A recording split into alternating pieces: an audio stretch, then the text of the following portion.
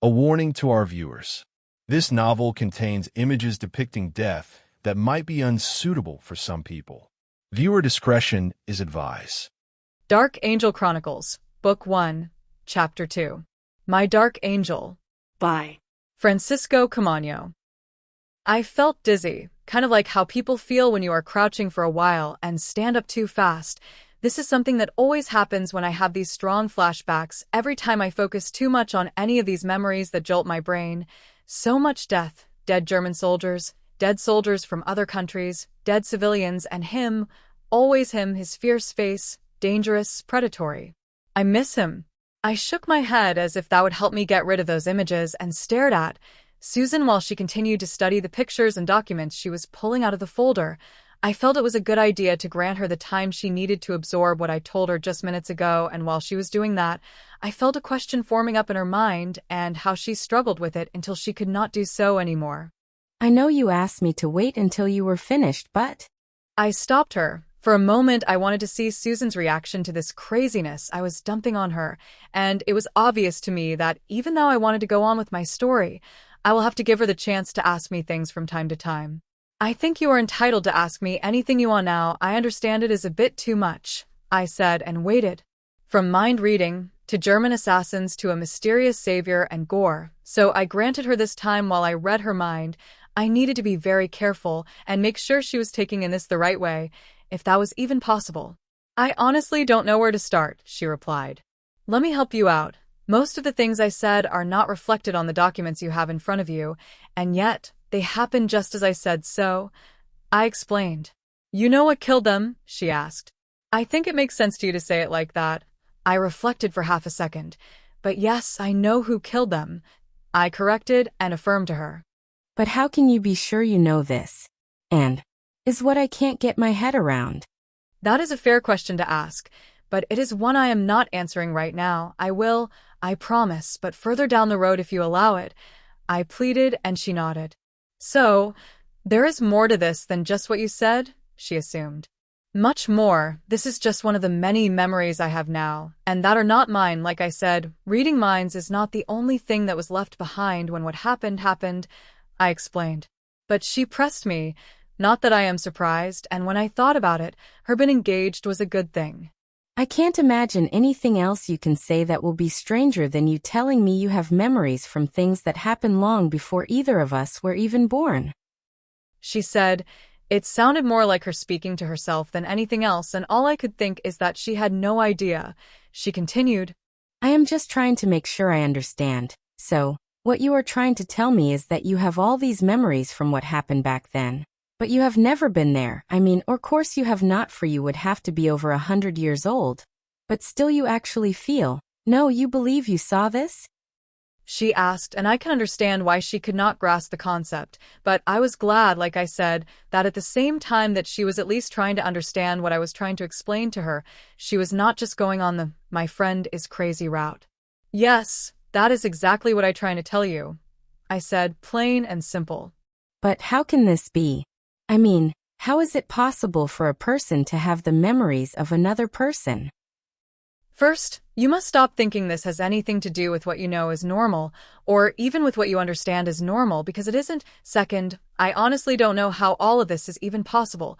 I just know it happened to me and that it is real, just like the fact that I can read minds now, and like I mentioned before, I am changed up to a point where normal human rules no longer apply to me in many aspects. That in and of itself has taken me some time to understand and accept. I figured it would be hard to help her understand, but it will not help for me to tell her the why and the how without telling her the whole story first. She thought about that for a second or two. The mind-reading thing is, I interrupted her. Proof enough, I know. There. She just looked at me. Yes, it is proof enough to me, and I am sorry you have to live with these kind of memories inside your head. I guess it can't be good, she said, tossing the pictures over the pile of papers we made on top of the table. Well, I am not living with just these memories, not really, you see. Even though many things I now have in my head are not fun to have, I also have other memories and feelings that are warm and make me feel good. The only real problem with all of this is the constant reminder of, well, let's just say that time cannot heal this kind of pain.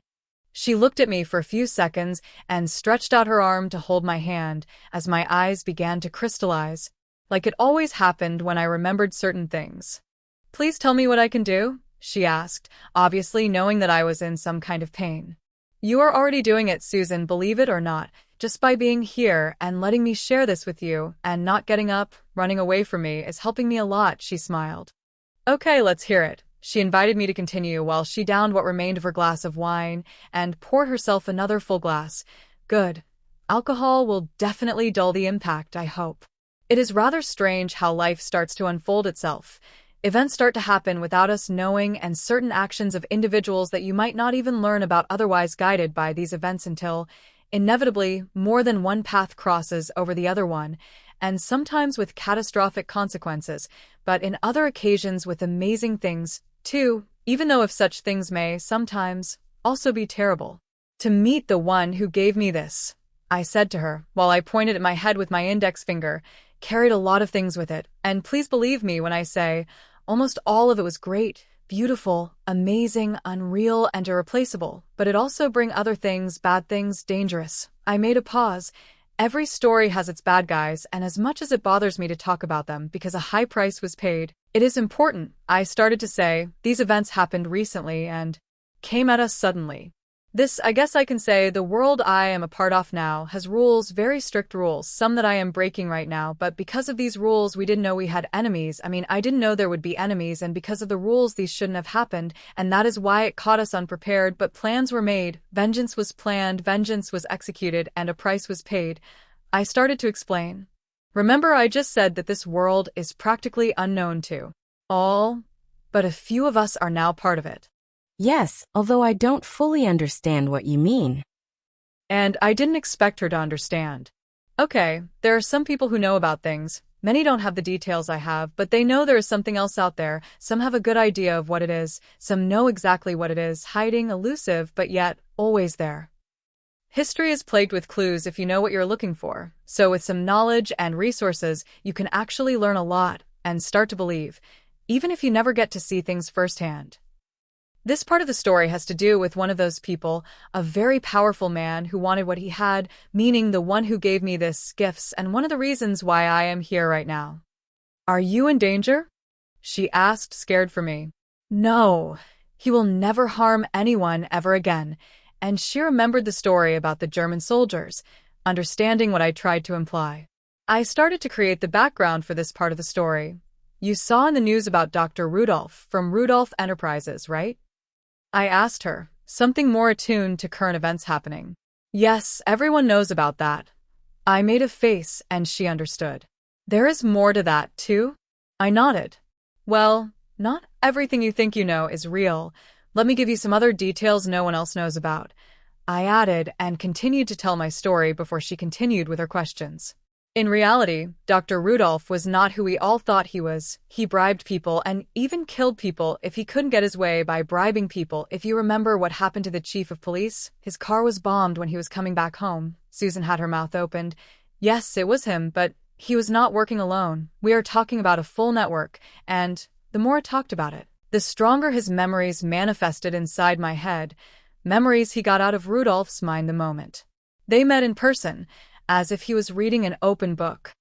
"I do not care if you could not bribe the chief of police. If he does not care about the money offered, then we will have to find another way to persuade him. For example, a bomb on his garage, or better still, a bullet on his head, or perhaps one of his family members.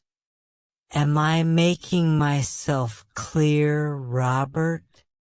A very old-looking man said, with a very weird-sounding voice, almost childlike, but old and tired too, with such anger in his voice that it could only be the result of years of nourishment to it. Crystal clear, Dr. Rudolph. It will be done immediately. The other man answered, his voice full of respect for this dreadful-looking fellow. "I hope so, Robert. Now get the hell out of here. I wish to be alone." Once Robert left, the doctor stayed alone thinking about his plans and speaking to his cat named Black. "If all those who follow me were as smart as you are, Black, what?" he asked to his cat. Oh, do not worry. Very soon we will be invincible. Yes, very soon. And he kissed his cat as he was used to do every time he spoke to it. Dr. Rudolph was an 80-some-years-old man. You could actually say he was some kind of a walking core, alive only by the advances made by his laboratories on substances able to accelerate cell rehabilitation and antibodies for a prompt defense against illnesses. The doctor suffered from a very strange illness, unknown to science, so there was no cure, and it was destroying his body, very slowly. But at least the treatments developed by his company kept him alive, even though if this came accompanied by hundreds of limitations and a very nice array of side effects, a little hunchbacked and deep blue eyes, his skin wrinkled and with little brown spots, effects of this illness. So thin that he gave the impression that a fan could lift him through the air. His hands were bony, just like the rest of his body. That is why the comparison with a walking corpse. His hair, or at least what little he had left, was very white, but with a touch of silver, and he always had to carry an oxygen tank with him. His lungs were no longer working at their full capacity, and on some occasions he had to use tubes just to go through his day. A being to pity indeed, if it wasn't for the evil that dwelled in his heart, mind and soul, if he actually had any. The doctor camouflaged his operations and true intentions under his laboratory's name, Rudolph's Labs. This lab was known and respected all over the world, responsible for the creation of the only vaccine capable of curing and preventing the HIV virus. Besides their great advances on genetics, these labs did not only specialize on medicine, but they also had a branch dedicated to veterinary. They were the principal help to livestock, cattle, horses, and such. You mention it and they had it or could create it. Their products were very good, but all of this was a cover for what this institution stood for. With this camouflage, it was very easy for the doctor to run his drug transactions, prostitution, illegal weapons traffic, weapons that were sold to the countries that had conflicts, making sure the conflict would continue so that he could benefit from it in many different ways. He sold medicine to them, and even if they were not sold at very high prices, they were sold on great amounts. You could say that he was responsible of the illness and the cure at the same time. The medicines sold, if not consumed, were exchanged for weapons that were sold by the doctor's contacts. This gave him the opportunity to create an underground and illegal market, so to speak, in which he was the sole beneficiary. But this was not all the good doctor had his hand into. He also ran an illegal organ sale. Organs taken out of any poor soul that he could find to sale by pieces like you would with and used car. He also stole babies and kidnapped people for this purpose, depending on what part of the world his operations were located. And yes, he had these type of businesses all over the world, with the doctor as head and brains of it all. He was a very evil being. Dr. Rudolph was buried deeply in his thoughts when he was abruptly interrupted by one of his helpers who entered the room where the decrepit and satanic spawn from hell was in. It was a very young man, about 25 years old, with his white uniform adorned by the very well-known emblem that identified the laboratories. This guy entered very quickly and was fixing his eyeglasses at the same time he walked to approach Rudolph. The interruption made the doctor's cat to jump out of the table and to abandon his apparently comfortable position. The door opened so fast that it slammed up against the wall. The doctor stood up with a very visible mood change, but when you come to think of it, he was always on this state of mind or worse. What the hell is the matter with you, stupid bastard? Don't you know that you have to announce yourself before you come to see me? He was obviously furious for the interruption. I am sorry, doctor, but I remember you told me to keep you up to date with any news about, the young man started to say, and then paused when he saw the doctor's face and became very nervous as he noticed he made a mistake by entering like he did. But after hearing this, the doctor bent over his desk with anticipation drawn very clear on his face. What? You know where he is? Did he attack again? Speak, you idiot. It was very clear the doctor knew what this was all about, and it could be seen how his mood shifted once more from anger to anticipation to impatience. The man continued. He was starting to sweat now, nervously elaborating his finding, but not sure if it would be enough to make up for his interruption. Yes, doctor, there has been another attack. This time the subject destroyed the entire South Cartel, ran by Mr. Garcia. Our police informant was blinded by the subject, so they were not able to gather any positive ID for us to pick up and follow up on. There were no traces of him, no prints, as always. There were not any survivors either. Of about 150 well-armed men, no one lived to tell the story, and Mr. Garcia is missing, as are his bodyguards, and with them, the informant that you sent to follow Garcia's movements. The man said, and waited for the doctor's reaction. The doctor stood up from his chair and started to slow walk himself from behind his desk to a position closer to the young man, and out of the blue, he just slapped the guy's face with a strength that you would not think a person in such state of health as he was could have. In fact, the blow was so hard that it broke the helper's upper lip and almost made his eyeglasses fall. "Is that all you have?" he then said, with yet another mood change. "No pictures, no nothing. I am losing very valuable time with you. Time that I do not have." The doctor was altered. He went back to his chair and sat down very slowly. Then he grabbed his oxygen mask. He was so angry and out of air due to the effort he had to make with this outburst that when he managed to speak again, his words came out slow, catching his breath. "Do you have anything else to say? If not, get the hell out of my office immediately." "Yes, doctor, there's more," he said, fixing up his eyeglasses and trying to clean the spot of blood in his face with a handkerchief, his hand shaking, maybe out of anger or perhaps fear to this decrepit but very powerful person. Now we also know that he has attacked on different countries and that these attacks were mainly directed to drug cartels, organized crime lords, and companies that purposefully contaminate the environment. Clandestine operations only, he pointed out. He also directs his attacks to murderers and every type of criminal. This information was gathered from police reports taken several months before and after the attacks, and it seems that where these attacks take place, the criminal population starts to experience losses. Besides, it seems he doesn't like eyewitnesses because he never leaves any survivors. The attacks are brutal and there is no pattern to them, unless you know what you're looking for, just the fact related to the body count. We strongly believe it is our subject, doctor. Otherwise, we would have caught up to him by now. "Good. Now, get the hell out of here, and do not come back until you have some real information." The doctor spit it out of his mouth and turned his back away from the man. "Yes, doctor," and he started to walk away. "Old fuck," he whispered on his way out, not looking back. After the boy left the office, the doctor activated an intercom and pressed one of its buttons. Robert answered on the other end. "Robert, make the necessary arrangements to cancel the contract number 2334. He just got out of my office, and Robert, be sure to make it look like an accident. Also, make sure he is an organ donor," he said, hanging up the intercom the second after. Robert confirmed he got the message.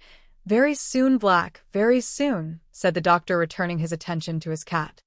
Susan had a blank expression in her face, and I was glad I could read her mind to understand it. "Go ahead," I invited her.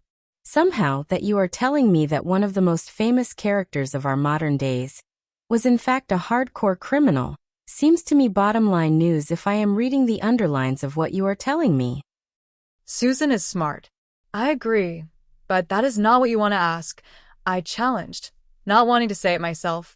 I believe it would be best if she listens to the words her rationale was building up inside her head. He was looking for him, like you said, the one that gave you what you have. She paused. And he is the same person who killed those soldiers, and also was the one who killed the cartel members, as well as the one who, how can I say it, put a stop to the doctor's criminal enterprises. In summary, yes, but that is just the basics. There is, of course, a little more to it, I said. And they were the enemies you mentioned, because they wanted the one who gave you your gifts? Yes. I guess I understand how that can be unnerving. I mean, that guy had an empire and lots of money, too. Susan said, musing and trying to piece things together. That too, but remember that money is not something that concerned us, nor power, either. There were other things at play, old and vengeful things besides. Remember I told you I am a billionaire now, and that money was given to me just recently by the one who gave me this. So this was hardly that kind of danger. Oh, I see. Supernatural. Like you said. She was getting it. Yes, supernatural. And here's the question she really wanted to ask. What kind of supernatural? Ancient, hidden but on plain sight too, the kind that has always been there, in our books, our movies, our art, our history, and our folklore as well. So, I will recognize it once you reach that part? Yes, I replied, but I could see that in her mind. She already knew, she just didn't want to say it. And what happened next? Susan asked, trying to shake her ideas away, but also giving me a look that told me she knew I already read them. I gave her a faint smile, then continued. Well, those events are memories, something that helped me understand where it all started. The doctor was looking for him long before I became part of the picture, I paused, feeling a sharp pain in my chest, but managing to keep it controlled enough to not let it reach my face. A liability, in fact. The next part, one I'm going to tell you, happened months after what I just told you, remember? These memories were extracted after he met the doctor in person for the first time. I fully understand that nothing of what I am saying to her was making any sense, but it will. I know you don't understand, but after this that I am about to tell you, you will. I affirmed to her. I hope so. And she smiled. Then I continued. I can still remember the night that brought me to him. Or maybe that brought him to me. It was out of pure coincidence, if there is such a thing. And the more I think about it, what are the odds? For me, it was just a normal, regular day of work. I was getting out of my daily routine with whom I considered a friend and coworker at the time, but more on that part later on. And to be clear, due to my profession, a regular, normal day to me might not be so normal to many people. Sometimes what I do is kind of dangerous. Not today anyway, so there was nothing on this world that would have prepared us, me and my coworker, for the event of which we would become the victims of, at first for both of us, and in the long run, especially myself, the changes that this would represent in my life. On just a few more minutes and at the mercy of the night, and the beings that hide and creep under its veil, but that for some reason we pay no attention to, even though you see crime happening all over the place, or as we took our security for granted. We keep saying to ourselves that these kind of things will never happen to us up to a point we stop paying attention to the world around us. But besides this mundane, down-to-earth dangers we get accustomed to, there are other things we do not know about, and that indeed hide under the night's dark and mysterious veil, one of which chose to reveal itself to me that night, forever changing my world. I would really like to accompany you, Anne. Ever since you are forced to enter to your apartment from this side of the street, I worry a lot. This is a very dark alley and a long one too, and I don't care that the entrance to your apartment is just on the other corner. You should not have to cross that alley by yourself," said Peter. I could clearly see he was trying to be a manly man as usual, but I could also see his intentions were not all bad, and I almost changed my mind about letting him come with me. I honestly didn't like to have to walk through this dark alley by myself, but I quickly removed the idea from my head. I just wanted to get home and rest. It was a hard day. These were my normal days, Susan. I was 24 years old, already a professional reporter. I was already working for the newspaper The Truth, and with a brilliant career in front of me, I always felt proud to be a part of a newspaper that was one of the most read on the city. If not the more read of all, I was an excellent investigative reporter, known for several and very important news breaks. You probably can remember when I infiltrated on a drug cartel and was able to take the mask of all of the cartel's members, sending many people to jail in the process. I also wrote the best report to ever hit the front page of my paper about it. That alone placed me in the spotlight of many, many dangerous people. Various and very important politicians saw the end of their careers, and their freedom for that matter, when their names and pictures came out without letting in any reasonable doubt of their involvement with this drug cartel, or anything to destroy this investigation. Everything explained on my report, and with every single detail, these people were using their political influence on the government to finance and provide cover for the illegal business. I even got a Pulitzer Prize for it. And even with all that in mind, I would only change one single thing about all of this, and that is how it all ended. So, even when I hated it, a dark alley was not something I would be losing sleep over, but I guess one of the main reasons why I didn't want Peter to come was because he had expressed some feelings for me, and I didn't see him that way. So I kept our relations strictly professional. As we drove around, he always said how beautiful I am, or about how smart I am. He even made comments about how our kids that I will never have with him, I may add, would have beautiful eyes when we combine his blue eyes with my gray eyes with little green here and there. We had a good working relationship, and I always made it very clear to him that we would never be more than just coworkers. So these interactions, though not constant, did happen from time to time. It was more like male workers screwing around with one another, at least to me. He told me how much he loves my hair, black as the night itself, capable of making men act like idiots, as if that was such a hard thing to do. One day, I did put a hard stop on this a day he made a comments about my body and threatened him with a complaint with our human resources department, or to have him transferred to another reporter. He kind of slowed things down a bit because he needs his job, mainly the reason why I didn't follow through with my threat, when perhaps I should have. You will see why later.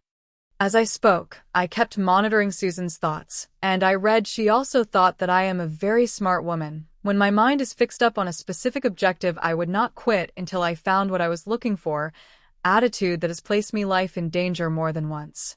But that boldness, if you will, also is what placed me in the way of a series of events and people that I could have never dreamed of getting to know, and that would forever change my life. Peter, my coworker, is more or less about my same age. He has blonde hair and blue eyes. That guy is about 6'2", tall and muscular, and whom, besides his work as a photographer and investigator, was very bold. Too, I was able to count on him to be my backup in hairy situations, and the pictures he took during our investigation of the drug cartel played a very important part of the report and earned him many accolades and prizes. We made a good team, but in hindsight, maybe I should have requested for him to be reassigned to another reporter. You will see why moving forward. Our conversation continued, Peter taking the lead. Besides, you could invite me for a night cup. Never happening, and you already know what I think about dating people from my work, and you also know that our relation is, and will always be, strictly professional. I said to him, tired of the subject. All I really wanted was to get naked under a hot shower, and perhaps listen to some music or read a good book. Well, you cannot blame me for trying. It's just that your beauty has me under a spell. He said this trying to be cute, and failing miserably, I should point out. Dude, you have women falling at your feet, so don't give me those dumb cheesy lines. I'll see you tomorrow, Peter, and on your way home please buy a manual that can explain to you what the sentence sexual harassment means. As I said this, I was kind of disappointed that I didn't add a little more character to my words as they came out of my mouth, but I had always been hard for me to be aggressive, especially when things didn't matter that much, like his stupid babbling. This attitude, however, also gave me the reason why he continued to do it. I guess I never did anything to make him stop. Maybe I was trying to not hurt his feelings about something he will never have anyway. See you tomorrow. I'll wait here until you enter your apartment, if that's okay. He said to me, forcing up his best smile. Yep. I could have sworn seeing pieces of ego on the ground. See you, Peter, and you really don't need to do that either. I was lying my guts out. I actually was very uncomfortable walking down that darkness alone, and I liked the idea of him watching my back, though I know he was literally doing that. It was around 4:30 in the morning. I had just started on my way to the building's main entrance, located at the other end of that dark alley.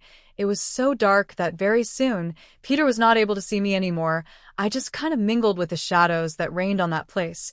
So dark that it made it difficult for me to keep my footing straight. The reason for it being so dark is that while they started to work on the main street, some idiot damaged the wires that provided power to the lights the building had installed on the alley. So I forced myself to concentrate more on the ground beneath my feet, using my phone as a flashlight to prevent my sandals from ending up inside a pot of dirty water. Now, in hindsight, again, maybe I should have focused on my actual surroundings.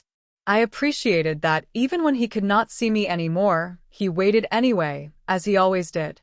At the end of the alley was a light pole, so he would be able to see me once I've reached it and entered the main door for that 44-story building. I lived on the penthouse. And as it would turn out, darkness was not the only thing on that alley. Tonight there were the dreadful little holes on the ground full of dirty water and garbage that worried me as well, plus a very nasty smell that dwelled in the darkness, waiting to destroy my nostrils, and also adding an additional thing to place my attention on, covering my nose while I tried to make my way. I would regret my lack of attention to my surroundings soon enough. I actually hated having to enter to my place from this side of the street, but they were making major repairs to the main avenue, and it was impossible for me to get there if it wasn't by using this nasty alley, or using a helicopter as another option, but I don't think I could have included that on the budget. The darkness was also in part because of the repairs, as I said. And as it always happens in movies, or as it is described in novels written by people who shouldn't be allowed to write, because subjecting your characters to all the things they are subjected to is not bad enough. It had rained a lot very recently, so the streets were very wet. This made my steps sound a little more than they usually did. This was not the first time I had to walk through this alley after the repair started, and even though I hate this process with a vengeance, tonight was a little different than the other nights I had to do this. I can't think about why I felt this way, but I was a little scared, and because I was also so tired, my focus was 100% on having that hot bath after getting home. So, I tried to mitigate my fears by focusing on the reward of my bath and something to eat afterwards, and perhaps some wine added to some music. I was about halfway when I felt shivers down my spine and got the feeling that someone was following me. My fears were increased with I heard something creeping up behind me, but also thought it may have been my tired mind playing bad jokes on me. It would have not been the first time, but I hesitantly looked back anyway, but the only thing I could see was Peter's white van, illuminated by the light pole on that side of the street, and Peter standing right beside it. After seeing him there, I actually felt a little relieved. Never enough to repent from not letting him come with me, but relieved just the same, and encouragement to keep on walking. But soon after returning to finding my equilibrium and balancing acts trying to evade the dreadful potholes, I felt the same sensation again, as if someone was following me. I could have sworn I actually heard someone laughing faintly. Instinctively, I turned around, once more seeking the little security that seeing Peter waiting at the other side of that alley gave me, but what I saw instead made me freeze where I was standing.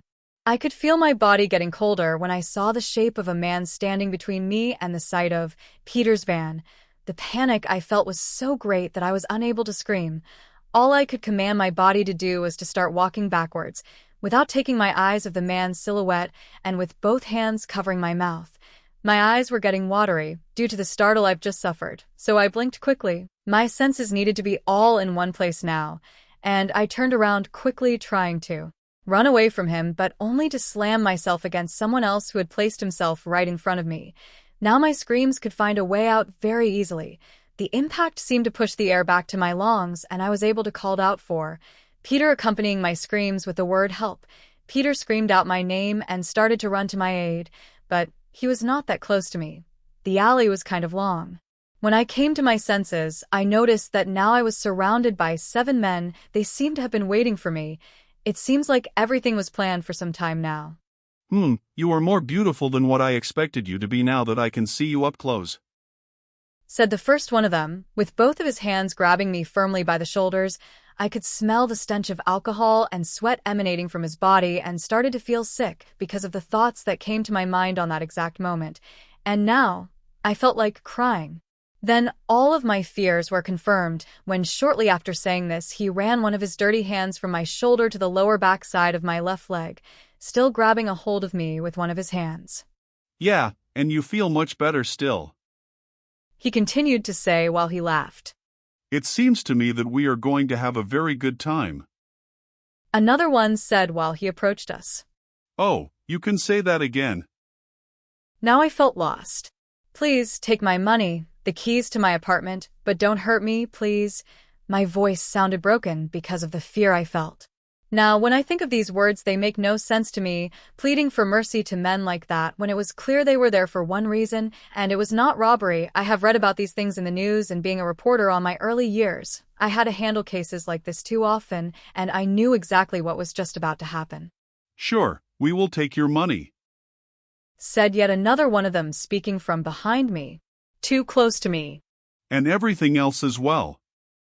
All I could think of besides the obvious was to try and call for help once more, so I called out Peter's name, but he was still a little far away from us, and I doubted there was much he could do with 7 thugs, and right in the middle of my scream a sharp and swift blow silenced me just as fast. It was so hard that it left me drifting in confusion. With a loud beep sound inside my head, I could make out laughter and muffled voices, but nothing that would make sense, perhaps falling. Unconscious was not such a bad idea given the situation. By that time, and while I lost myself in the dizziness product of the blow, Peter was already a little closer to me. Anne. What the hell is going on? Are you okay? Where are you? I can't see you, answer me. I was able to bring myself to focus enough to see how one of the men was waiting for Peter, hiding behind one of the dumpsters until he was close enough. Once he passed the man, he came out and hit him on the back of the head with a piece of wood he found on the ground. Peter didn't even know what hit him and fell down, face first and out cold. This one will not bother us anymore. The man said, happy with the results. Good, let's go back to business. The one who held me agreed, not removing his eyes from Peter until he was sure it was okay. He turned around to face me, and I was still on the ground and coming back to reality.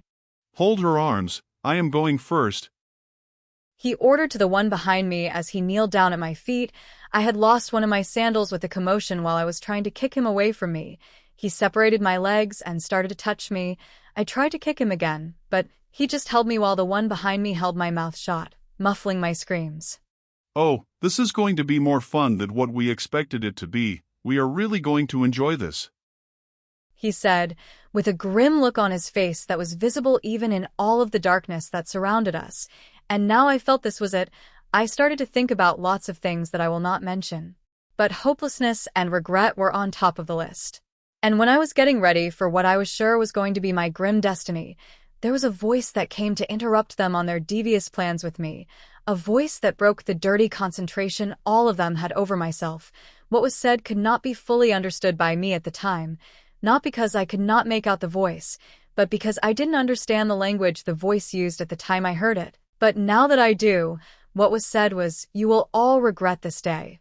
It was an ancient tongue, lost to most, used by a few, and as if by a prophecy, they did regret that day in time. They didn't understand either, and just like me, I could not make out the words, but what we all thought is that it sounded more like an animal growling, and after that another sound followed. Something seemed to have fallen to the ground from what appeared to be one of the rooftops. They could feel and hear it when whatever it was landed on one of the water puddles that were on the alley. Everybody lifted their guards, trying to find what made the sound, or where it was, but they could not identify it. What the hell was that? One of them said, obviously startled by the noise and the voice. I don't know, but it sounded like, and he was interrupted by the voice once more.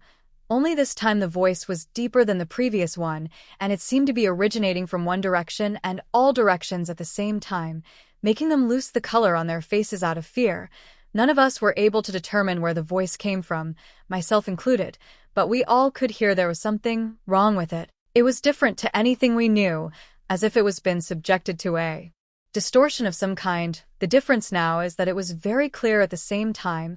The words vibrated in the air, and it had a very strange accent to it, making it even more strange to our ears. The effect it had on each and every one of us was, how can I explain it? I felt crushed by fear, as if that sound commanded it, and I could tell it was not just me because I could see that my attackers felt the same way. Or maybe worse than me. To me it looked as if their very souls had frozen. Let her go. Now. The voice boomed the command to them with an even stronger ring to it. It seemed like something you could not just say no to and get away with it. Or, at least I hoped they felt it was.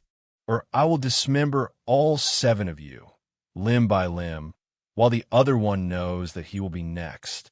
He continued to say, and that last sentence scared me out of my pants. I still remember the reality these words had in them. You could feel this person actually meant to do just that. You could feel he would do it. You could understand he had done it before. I mean, who even speaks like that? I remember asking to myself while sitting on a pot of dirty water, eating up a mix between relief and fear for my life. And because of this new player at this game, I was unwillingly participating in. Who the hell said that? The guy that was touching me said, trying to sound strong and in control, but you could sense there was fear underneath his words. I don't like this, boys. Not one bit. Let's leave this place, said another one.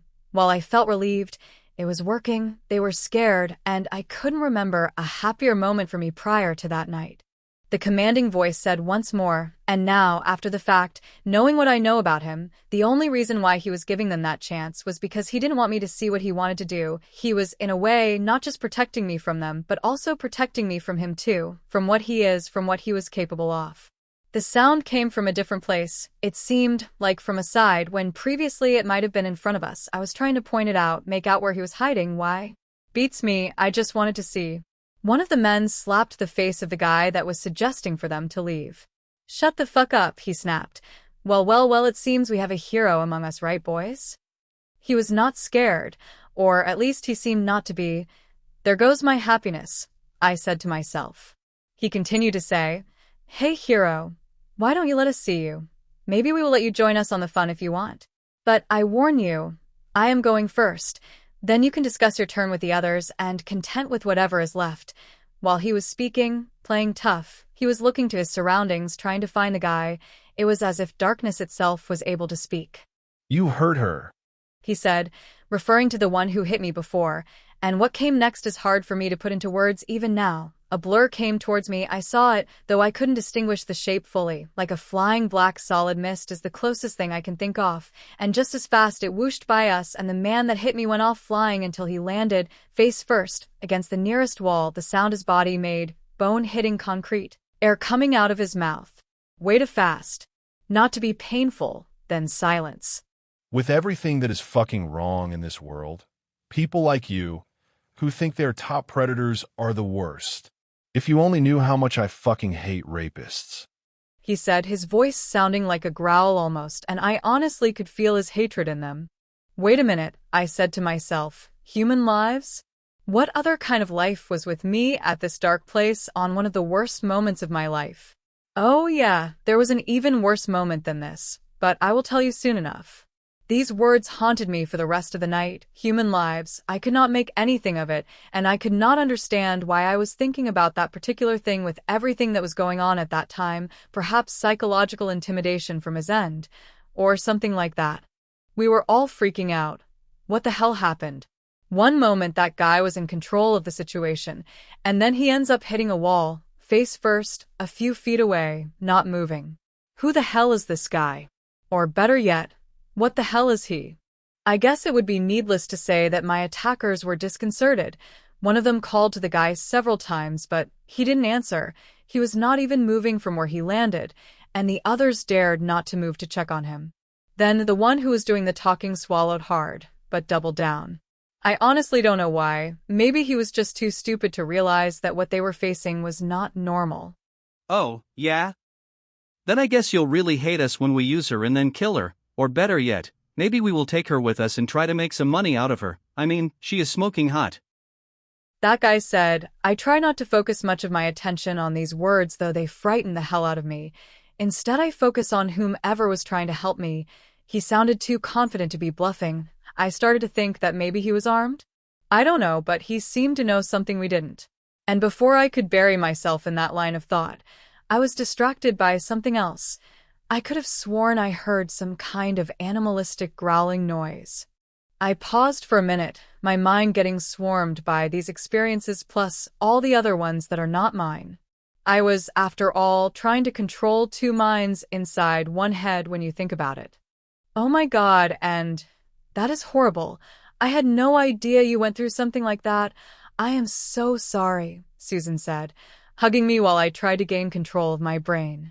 I am okay, Susan, I really am. It's just one of the things I got with my gift, is that the emotions I feel are stronger, deeper, and remembering that night just hit me a little hard. I assured her. Are you all right? Susan asked. She could see my change in demeanor. It was that obvious. I hadn't thought about that night since it happened, and now that I am telling you all this, I understand why he said the things he said. His mind got hammered with flashbacks of old memories from an awful moment. He lost someone to animals like those on the alley. I can see a dungeon, and screams from a woman, fire and confusion. I paused, taking a deep breath. My God, so much suffering. I made another pause, taking yet another deep breath. I will also share that part with you, I promise. You will understand why all too well. I explained to Susan, then continued with my story. Okay, Where is your response to that? Please don't give up on me that easily. I remember thinking after silence took over, but seconds later another deep growl came out, this time louder, as if an animal was trying to get out of a cage or something, like when a caged tiger looks at you ready to kill you should it get the chance. It started loud, but it continued to lower with every second, making the damn sound the more sinister still. By then I was in full alert, feeling that I was not going to be abused, but that perhaps I most certainly would get eaten alive by some creature lurking around this dark place. These sounds, that voice, I knew then it was him, and it scared me. I mean, if you see or hear a person making weird animalistic noises, you either walk away and think the person is crazy or laugh, and also think the person is crazy, but not with this guy. No, with him it sounded real, as if some kind of a beast was inside of him, as if it was something that was kept imprisoned on occult regions of his being, and that on this situation it was making an effort to emerge and take over. These feelings got deep inside the minds of the attackers, increasing the fear they already felt, and the stranger spoke once more, with a voice sounding and feeling as if it was spreading to all directions. This will be your last warning. Let her go now. You have already made a mistake, and now you are all about to die, and you can't even see it. And even though he seemed to be getting out of his way to have these monsters leave, to me it also seemed that he could just kill them all and get it over with.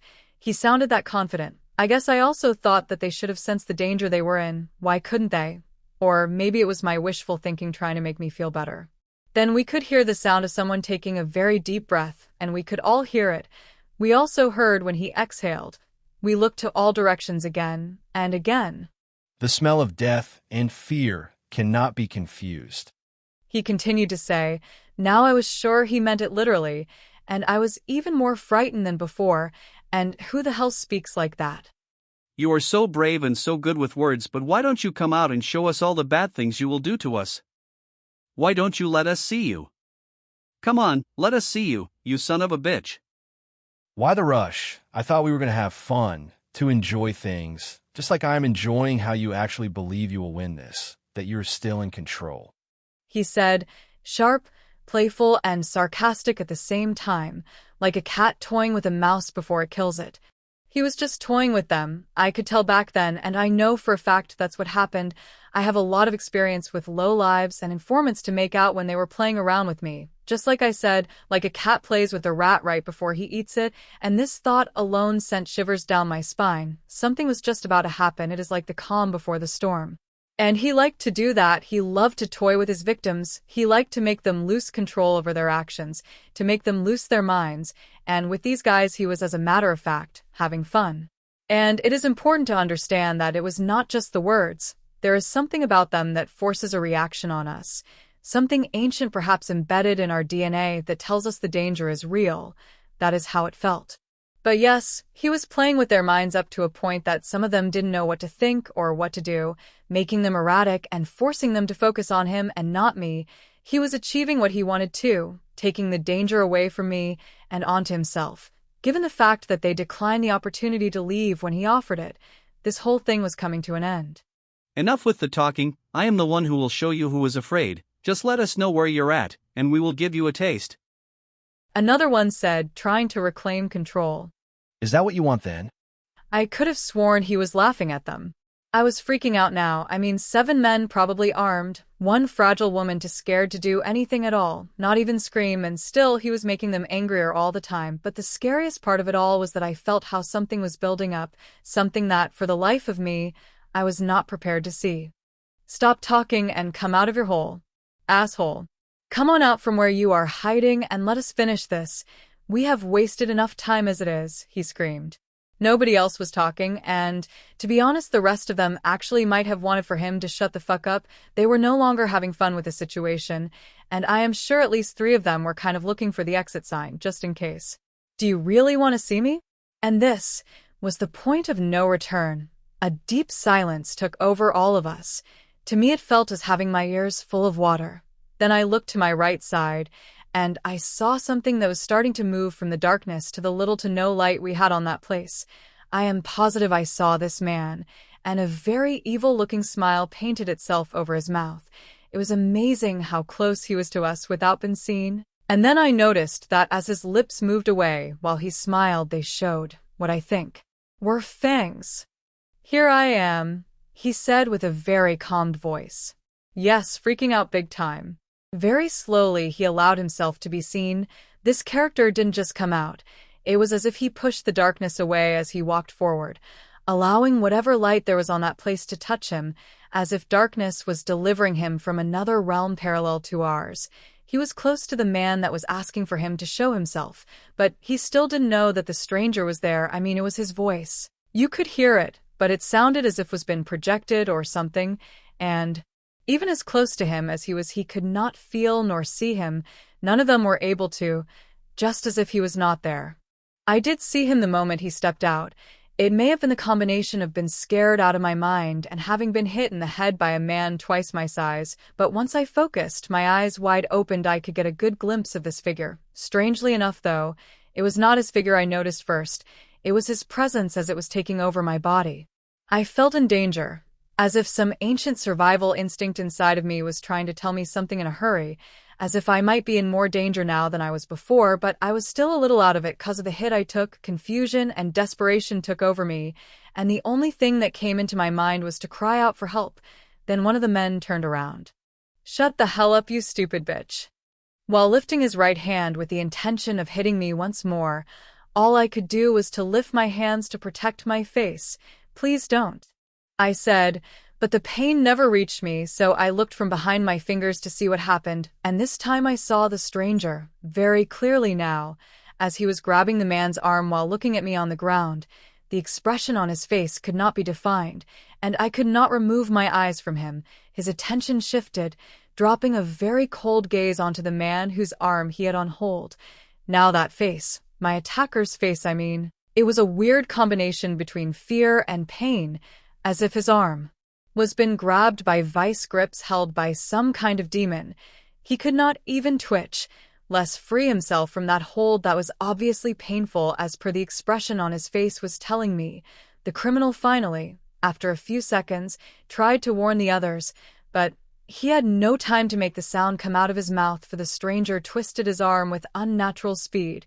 As the sound of breaking bones made itself present, the man screamed, and the stranger pulled him away from me with a strength that could not be compared to the strength of any man.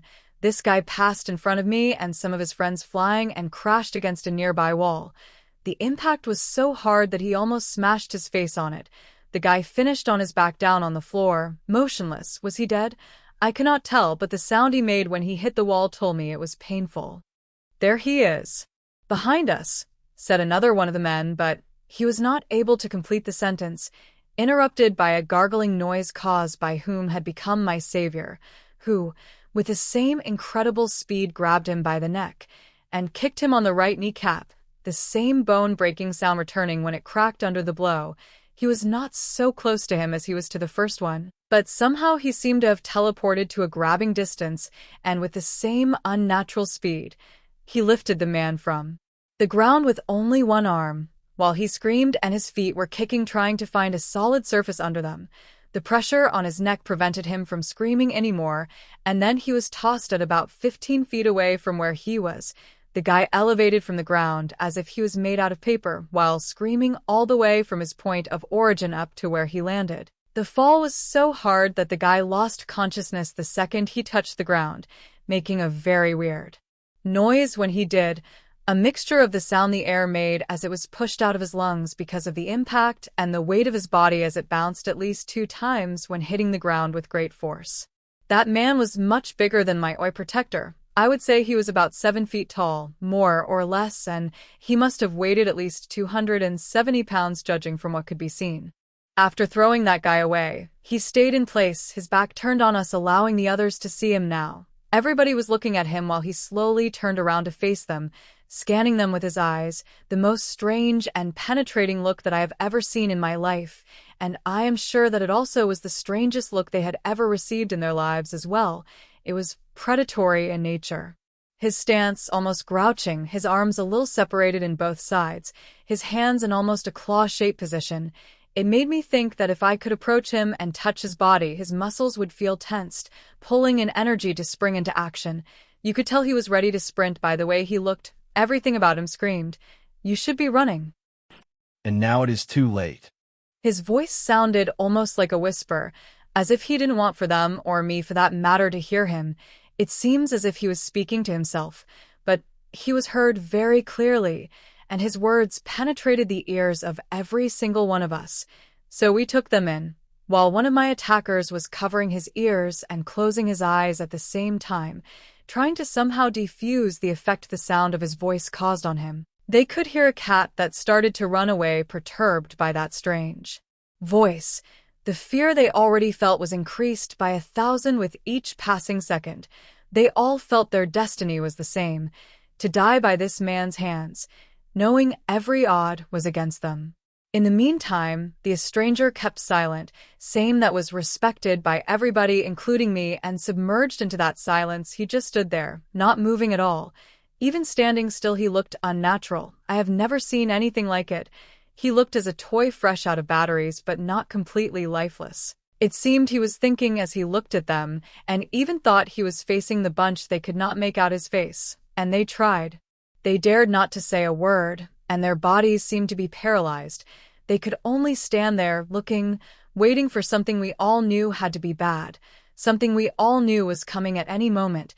It was as if all of us, myself included, were looking at something that doesn't belong to this world, and I was very aware at this time. We were all able to see that there was something off about this guy, something unearthly, I dare to say unholy, even something that just doesn't fit in our world. And it was not the fact of his unnatural strength, it was something else. We could see very clearly when he attacked the other two jerks, especially the one that went flying through the air, and even though I could assume that he was there to help me, and if I'm been honest to myself, it didn't help me to feel more relieved, well, at least a little perhaps, but I still was afraid anyway. I was afraid of him. I could not make up his face either, but I was able to see the color of his skin on the very few parts where it was exposed. It was so white that it appeared to glow in the dark, and even thought the temperature was a little hot. I could not see any sweat, not even a drop on his bare hands while they hanged motionless by his side. His skin looked dry. He was wearing a black spring coat that allowed his hands to show. He had blue jeans and a white t-shirt, which was a little tight to his body, allowing his chest muscles to show as well as his abdomen shape. This guy looked as if he was made out of concrete. He also was wearing black leather boots. But the one thing that caught my eye was that he appeared to be extremely calmed for someone facing a bunch of men by himself. That was freaky enough. Judging by the way he behaved, it also obvious that he didn't want to be seen, as if he was hiding something. He started to move towards the delinquents, approaching them very slowly, and with every step he took, they took 2 steps back.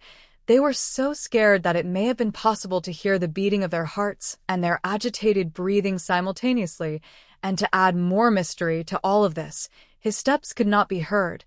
We saw him moving very slowly and with all the patience in the world, but we could not hear a sound. And while he walked towards them, he was looking around, studying the place, almost in a casual way. It seemed he was enjoying this moment. "Well, here I am," he then said, as he extended his arms to his side. "He is just a man," another one of these idiots said, trying to gather strength with his own voice where there was none left. "Is that what I really am?" he said, with a half-hidden laugh in between the words while he asked to the attacker, questioning his asseveration, but at the same time telling him, "You are wrong. Are you sure that is what I am?" He continued, "Is just a dead man, yes, that's what you are, a crazy dead man," the man asserted, and then I thought about it. He was wide open, the advantage of cover no longer present. These men could now overpower him easily, and then he would be lost, and with him I would be lost as well, or could they? "Oh, I know," he agreed with an accent on his voice I just had started to taste now. "And so I have been for a very long time," he continued, agreeing with the attacker, but on what? The fact that he was a man, or the fact that he was dead, or both? And then what I feared would happen just did. One of the delinquents pulled out a gun and pointed it to the stranger's chest at point-blank range. He, on the other hand, didn't take his eyes off of him. He also didn't move, as if he was not afraid of the weapon. "Fuck this dude, I'll just shoot you and see how brave you are with a few holes in you, you fucking idiot." He said this with a certain tone of happiness as he spoke these words. Finally, they will get rid of the nuisance presented by this crazy person and get back to business. I could feel the fear running back to my unwilling mind, and all the bad thoughts I fought to suppress came back to me with a vengeance. I started to ask to myself when was this going to be over, and if I was actually going to make it through this one, untouched and unharmed. And to my surprise, the stranger answered my concerns with one single sentence, without looking at me. Yes, you will. I was shocked he was talking to me. And how did he know what I was thinking? Does he knows all the stuff I thought about? It made me feel uneasy and somewhat relieved at the same time, but I was ashamed of what I had thought these guys were going to do to me, and the fact that somehow this guy actually may know. Then he spoke again, the sentence a little longer this time. Relax, you will be okay. No harm will come to you, I promise. Again, his voice like a whisper meant only for my ears, his gaze fixed upon the man with the gun, and it seemed none of them heard any of it. That was it, I was going crazy, and he smiled, I saw. And before I could start testing his apparent telepathic powers by sending my thoughts directly to him, he spoke to the guy holding the gun at him. Shoot if you will. And he extended his arms out as if trying to embrace the bullets. The guy looked at him for about 5 seconds, and then he detonated the weapon 5 times. To me, everything was like in slow motion while the bullets found their target, impacting that strange man in the chest with very good accuracy, due to the short distance, while the shooter screamed, "Die, you bastard, die!" The bullets went through his chest from one side to the other while blood tainted his shirt's immaculate white fabric. The impacts made him move back a little, but he didn't fall down, to everybody's surprise, including little old me. I could not take my eyes off of him. In fact, I had not taken my eyes off of him since the moment I spotted him, and at that moment, while he was been shot, I saw something. I was trying to see his face, and while I was trying, my eyes made contact with his. Their color, they looked green, and from what I could infer, they looked pissed. They had a strange brightness to them, and it was hard for me to figure out if these was an effect of his eyes catching some light and creating that effect, but they sort of glowed in the dark. These eyes had a very strong, fierce look to them, and they seemed to look right through the delinquents when he gazed upon them. He appeared to possess complete control over everything that surrounded him, even over me. I was so fixated on those eyes that I lost track over the other events that were going on at the moment, but this didn't last for long. When the last of the detonations made me loose the trance provoked by those eyes. They were shooting at him. They're going to kill him. What can I do? I said to myself, and during those brief seconds I felt lost. These were moments of desperation, too much stuff going on, and I was confused, but when my brain started to work again, I could see that he was still standing, and it seems the bullets had no effect on him, and in fact he had not broken eye contact with the delinquents, and I, on the other hand, was focused on the blood that tainted his clothing. There was not a single coherent thought coming to my mind at that moment, and all of the sudden the strange man was looking at me, a look that to me was even more strange than before, but it was not scary. It was, how can I say this without sounding like a crazy person?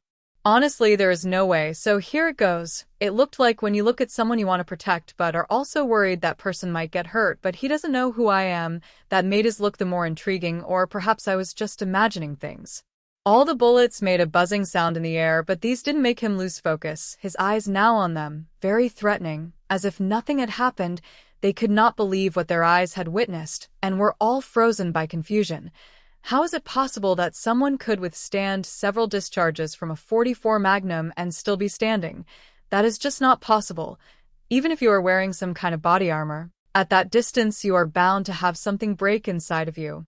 It was something that lacked of any logical explanation, at least to us, because to him it was as if this was perfectly normal. They could all see that bullets found their target. They could also see the blood. And I found myself asking to myself if this guy might be under the influence of some kind of drug, but to increase my level of surprise, the strange man answered me as if he was reading my mind yet again. There are many things that are best not to know of, and many others that you're better off by ignoring them. His eyes fixed on the guys in front of him while leaving me even more impressed. The stranger, besides being bulletproof, had the power to read minds. Then I started to fear for my life, just as the delinquents, even if what he was trying to do was to help me. I was afraid that I might have seen something that in fact I was not supposed to, and that this had a price that I will have to deal with in the near future. But one thing was certain, No matter what happened, they were not going anywhere, as if their destinies had been written with blood on the pages of the Book of Death, and this chapter was just about to conclude. There's nothing you can do that will change the outcome tonight, you sick bastards, he said to them, his voice steady but firm, clear, focused. None of you have realized that there are darkest things than yourselves in life, and that you are in front of one.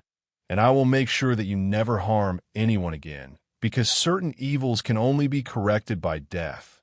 I believe it is my turn now.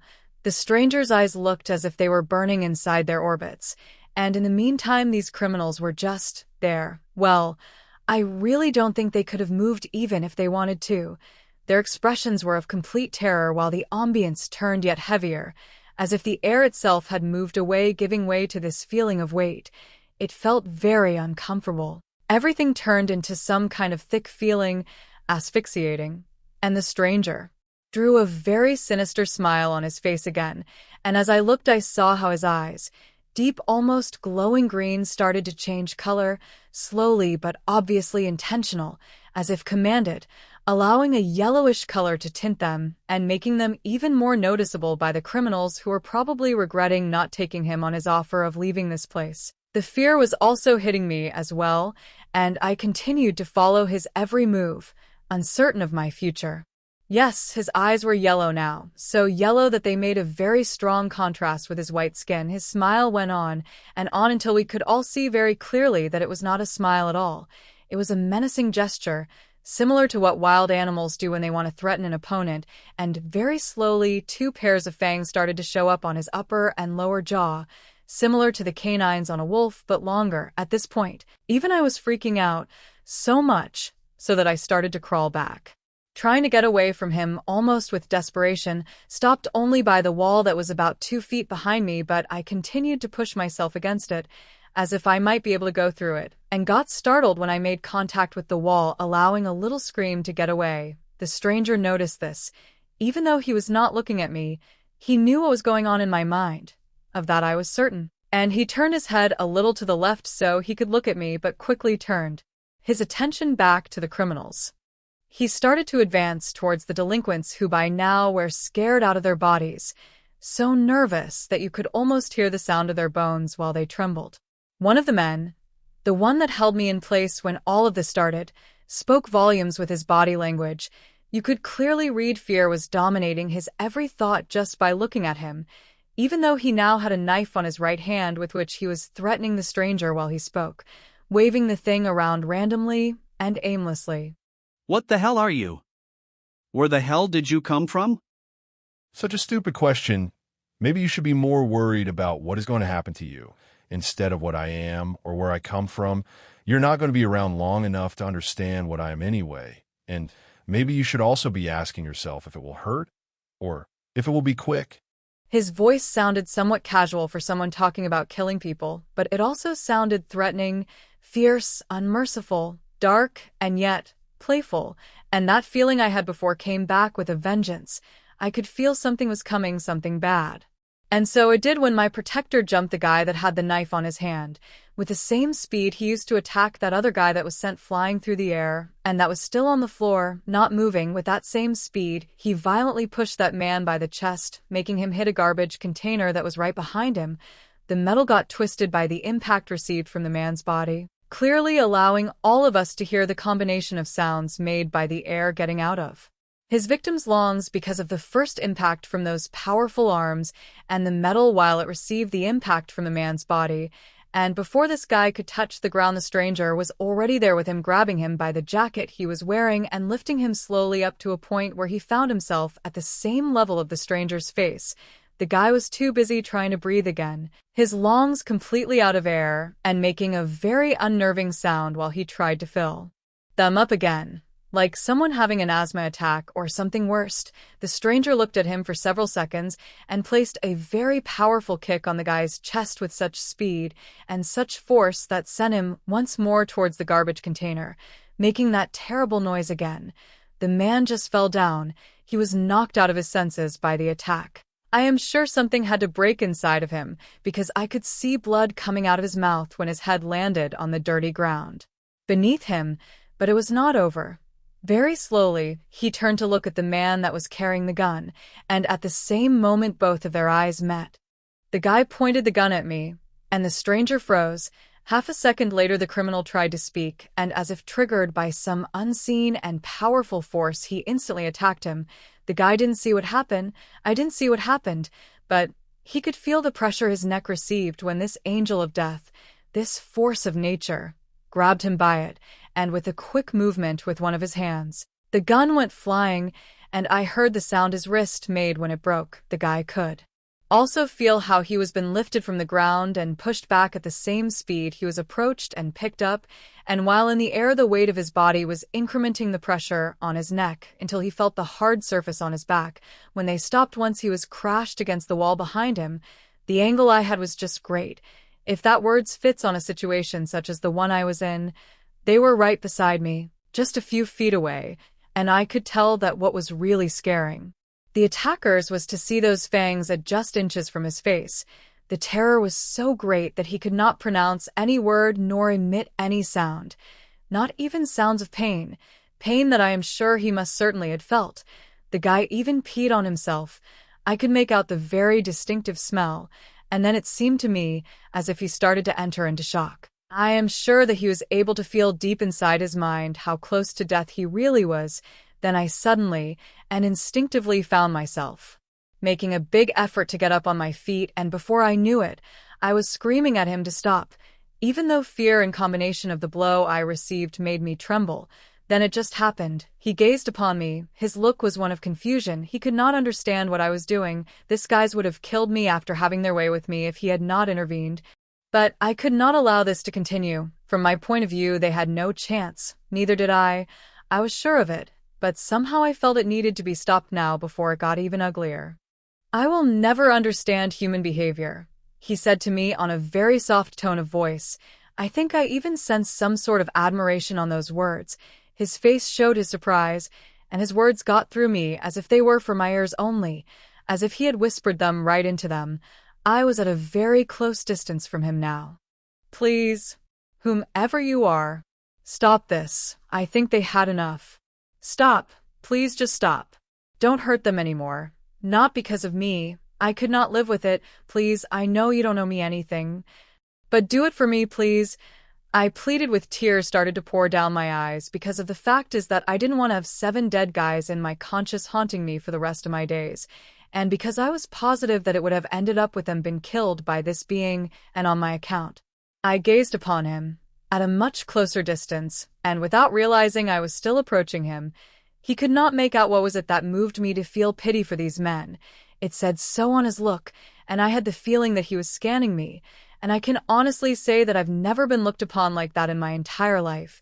It was a clean, almost innocent look, only looking at my eyes. Nothing else seemed to matter to him at that point in time. I could feel my reasons for stopping him surfacing all at once. Not wanting to be involved in the deaths of so many people, or at my account for that matter, but I also remembered something I had lived through some time ago, a situation that had an impact on my life, and that still kept me awake at night from time to time. It happened while I was infiltrated on the drug cartel, from which came the story that gave me the Pulitzer Prize that I have hidden from view, because to see it reminded me of that day. I actually had no idea why this was coming at me right now. Or did I? I bared witness how a small group of farmers were put to death for stealing sensitive information about people involved on drug trafficking. That information was given to me for my story, so they lost their lives because of me, and even thought what happened then had no direct relation with what was happening now. The problem was that these guys were just about to be executed. Because of me, I felt pity, impotence, guilt even. These were the feelings that started to eat at me and were moving to my heart now. Feelings that were taking over my soul, feelings that he seemed to understand and that he knew as well, perhaps too well. While this was transpiring, I could see he was deep in his thoughts. The guy was still hanging like dirty laundry from his powerful and deadly grip, and when we both came back to our senses, he could see that I had actually approached him enough to grab him by his left arm. I know he could see that it took great effort for me to get to him, not because we were that far away from each other, but because I wanted to keep my distance. I was scared to death of him, and now I was so close that I could actually see his face. Then something came to his mind. He seemed to realize that I was looking at his features, the fangs, the eyes. I had him distracted, and he seemed to be aggravated by it. So in a flash his semblance went back to normal. His face changed just as fast as it had changed before, as if it had never happened to begin with. Now he was looking at the guy once more, with me right there, trying to let go from his arm, but unable to bring myself to comply. It felt like as if I was holding an iron bar, its muscles tight because of the stance he was in, and his skin felt cold. I had to look up at him, for he was taller than me. In the meantime, the guy whom was still in midair was passing out, white stuff coming out of his mouth. The stranger gave him one last look and then let him drop. He didn't feel the fall because he was practically unconscious, and it seems he was just about to have convulsions. The guy's urine gave a very disgusting smell to the place. Now that I was closer, I was able to understand the fear they must have felt, and actually felt bad for them. So bad that it made me cry. The others were still there, unable to move their eyes from that strange creature, but to my surprise he was no longer paying any attention to them. Now he was just looking at me, as you look at something very fragile. I know it sounds stupid, but I could feel he was really worried about me, and I suddenly felt the urge of jumping on him and give him a hug, to explain that no harm was done. But he took me out of my daydreaming when he started to talk to me. He didn't look directly into my eyes. When he did, as if trying to avoid any visual contact with me while he did. I told you. You do not have to be afraid. I promise that I will not hurt you. I could never hurt you. It will be impossible for me to do so, though I understand why you fear me. He said with a soft, very soft voice, but a very clear one, and to sound even more stupid, I thought I was going to melt down right there. I felt my knees trembling and my body shivering, and something crawled all the way down my spine and up again. My head felt cold, fear and attraction both at the same level, having a battle inside of me, much worse than any drug cocktail you can come up with. Yes, I was afraid, and I had two things inside my head at the same time: make a run for it and scream like hell has broken loose. And the demons that came out spotted you. Or stay and try to find out. But what would I find? And better yet, would I really want to know? And more important still, would he stay to explain? And after a few more seconds with the running like hell idea in mind, I found myself aware that it may have not been such a good idea to get so close to something that had green eyes one moment, yellow eyes the next, who can deadlift guys of around 200 pounds on average, fangs almost half the size of my pinky fingers, and get shot at point-blank range, and still standing as if nothing ever happened. So I let go of his arm. It was out of sheer and simple self-preservation while stepping back and getting away from him, not taking my eyes away from his face for a second, but getting away one step at a time, not running, futile when you think of it. I guessed he would have caught up with me in a heartbeat if he wanted, even if my steps were as fast as the heartbeats I had right now. He seemed to notice this reaction and turned back his attention to the attackers, who had not moved. They looked like a group of students waiting for permission to go to their homes after taking a very exhaustive exam, and all you could hear from them were moans, laments of pain, and labored breathing. Then he started to talk again. It was kind of odd to watch him speak. To my eyes at least, he just shouldn't be able to do that. Why? Simply because he looked unreal. I fail to understand humans most of the time, and I doubt you deserve what just happened. But it seems your time is not up. Yet, you have been saved by the one you were trying to harm. I will be watching you. Now, get out of here. It is really hard for me to control the urge of tearing your throats out. These words were spoken while he was looking at some inexistent point in front of him, but the last sentence was pronounced by looking directly and deeply into these men's eyes, and I could feel how serious the threat was, not as if someone says, "I'll kill you," but when someone really means it. The guys picked up the fallen ones and got out of there as fast as their trembling legs and clouded minds allowed them to. They dragged, bumped, stumbled, and crawled their way as they tried to get away from him, and it didn't surprise me that they didn't look back. But hey, would you?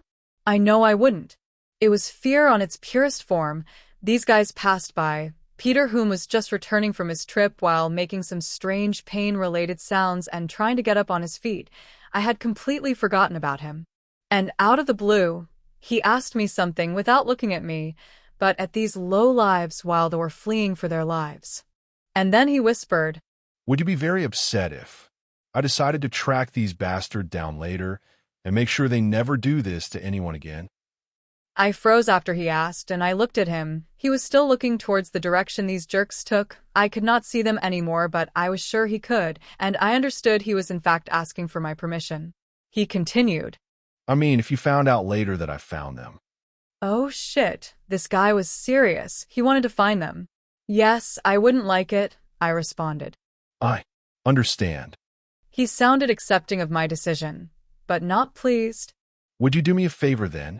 I nodded, kind of afraid of what a creature like him would want from me, but I was not expecting what he was going to ask. Please, don't cry for men like them. Believe me when I say they do not deserve your tears. Not even one. I just nodded again, my eyes, for sure, looking like a deer in the headlight. The stranger took a few steps away from me. I looked, not understanding at first, then I saw him when he picked up my missing sandal. He came to me and kneeled down at my feet. May I? He asked, and I nodded, which seems to be the only thing I was able to do right now, and hardly been able to control how nervous I was. He lifted my bare foot, and with his cold hand cleaned my sole, to slip the sandal in. I didn't even flinch, not sure what to say or do about this gesture. He stood up and smiled at me. Thanks, was all I could say while returning the smile. Confused about the way I felt when he touched me, his hands felt smooth, his touch was gentle. I found myself torn between either running to help Peter up on his feet or just stay there and try to talk to the stranger, who didn't move after the jerks left, standing in the same position. I finally decided I needed to help Peter. Peter, are you all right? How do you feel? I asked him while making sure I didn't lose sight of the stranger. As if an elephant stampede had passed right through my head. He said. His eyes looked like the ones on a crazy person, and while he struggled to get his footing, he spotted the stranger. Hey! Who the hell are you? Don't you dare to. No, wait. He was the one that helped us out. I said with a little reserve in my voice, didn't want to give too much away, no need to show either of them how interested I was on tall, dark, and unreal guy, but I had the feeling he already knew, and it made me feel uncomfortable. The feeling that I didn't have any control over my own thoughts was something I was not used to. I am sorry I am doing the same thing to you now, Susan, because it was something I didn't like, but that, at the same time, it intrigued me deeply. And then, Peter became his old self, full of himself as usual, and I found myself wishing he would have remained unconscious just for a few more minutes. That can be arranged, the stranger said, again in that weird voice that seemed to have been reserved for my ears only, and I felt how the blood rushed to my face while I whip-lashed my head to look at him, my eyes wide open. He was smiling, a faint smile. He was playing with me. I felt so embarrassed, but he looked genuinely amused with my expression. Because I was knocked out, taken by surprise, if that had not happened, would have taught a lesson to whoever dared to lay a finger on you. And the funny thing about this is that he actually believed it. I looked at the stranger, who was intently looking at Peter when he spoke. It was obvious he was reading him, or maybe he didn't give a damn about him and just found him stupid, perhaps. Yeah, he said, on that same very low tone of voice he had used before, but with a little sarcasm in the middle. I have no doubts about that, he continued to say while looking at his bloodied shirt and covering in it with the coat, and then looking at me for a few seconds. Even though I was aware that if it would have not been for this strange but incredibly interesting character, I would have been killed after going through a very bad time, I was still thinking about all the strange stuff I had witnessed just a few moments ago, and was looking at him as you would stare to something that just doesn't belong to this reality. I guess that was the only thing keeping me from going into shock. I was gazing at his face, and I knew that my guardian angel was thinking about something for a few seconds before he broke our eye contact. I could read something on his face. It was as if he felt a little uncomfortable by the way I was looking at him, and I could have sworn I saw something in his eyes, I don't know, conflicts on his mind. Then he finally spoke again, to me. It felt as if I had spent too much time without listening to that beautiful voice, and I didn't understand why I yearned for it. This is not the safest place for anyone to be, especially for a lady as beautiful as yourself to be walking alone and at this hour. he said very casually. It made me smile. He was actually complimenting me. I think I blushed, but I am not sure. Then he continued, I would suggest you to be more careful. Help will not always fall from the rooftops. And he was trying to make this whole thing casual, as if that was even possible. And what accent is that? I could not quite point it out. I also noticed he was helping me answer some of the questions I have, because I was wondering, where did he come from? I know, I am not used to do this. Listen, we are in your debt, especially me. I am really, really in your debt. You have my eternal gratitude. Thanks for what you did for us, and thank you for not letting them hurt me. And then I found myself thinking, what can I say to make him stay a little longer? You have nothing to thank me for. I only did what I had to do. I am glad I was around. Not what I wanted to talk about, but at least it prolonged his presence there with me. I felt intrigued by him, and the more he stayed around, the more I wanted him to be there. In my mind, I was reliving everything that happened while this conversation was taking place. The shooting, the brutal, unnatural strength he has, the impact his voice had on my attackers' minds, and even my own. I just didn't know what to think. I was overtaken by confusion. Peter did not like this guy. The way that I was looking at him may have had something to do with it, and he didn't take his eyes off of me either, and that just made him jealous. So he acted about it, acting on the best of his so limited abilities, but the damage would be done anyway. I think it would be best if you stayed with me for the night. I could not believe my ears. What the hell is wrong with him? Then I figured out, he just wanted him to believe that there was something between us. He actually was feeling jealous of this man, especially because he was not able to help me, and this stranger did. No. What is wrong with you? You have never stayed at my place, nor I have stayed in your place. Ever? Why the hell would you even propose we start doing it now, Peter? I snapped at him with an angry voice. I kind of felt weird after I said them because they sounded as if I had to give this stranger some explanation, and also felt embarrassed by Peter's suggestions and started to blush. What the hell was the matter with him? I was angry and could not help myself from looking at the stranger, trying to see any reaction he might have to what Peter just said, but nothing, no expression at all, while in the meantime, Peter was elaborating on his idea. It seems that my voice and my words fell on deaf ears. He actually continued to speak, stupidity pouring out of his mouth as the water on the Niagara Falls. It was pathetic. At least allow me to stay with you just in case those bastards decide to return. Besides, I am assuming you will file a complaint to the police. He said, much to my horror, and then I imagined myself at the police station. No, officer, I am not crazy. He lifted a 200-plus-pound man from the floor as if he was weightless. Oh yeah, and he was shot point blank, but he didn't get killed. Earth, please open up and swallow him, or me for that matter. I could not stay quiet. Not that it takes too much to get me talking, but this was as good of a time as any. No, you are not staying with me, and no, I am not staying with you. And I am most certainly not going to file any complaint to the police. It will be useless. I could not make out any of their faces anyway. This place is too dark, and even if I did, they will be released without bail like it usually happens in this stupid place. I fought the idea. It was hard for me to imagine that guy on a police station trying to have those crooks put to justice, when he actually could have torn them apart one by one without breaking a sweat. Somehow it didn't fit on him at all. Besides, I was more than sure that those guys will never come here again. Not even near. Actually, I was even sure that they would never do anything like that on their entire lives. I found these thoughts to be a little funny, and it made me smile, and, to my surprise, so did he, looking up, as if he was trying to hide that smile. I looked at my savior, studying this reaction. It was rather interesting that an action as simple as amusement looked so alien on him. It was a reaction that didn't match at all with all of what happened just a few minutes ago. He was gorgeous. For lacking of a better word to describe how beautiful he was, I couldn't actually see him as I would have loved to, but what I could see just had me captive, as if I was under some kind of spell. I thought I had to stop thinking like that before I started to drool, and bit my lower lip.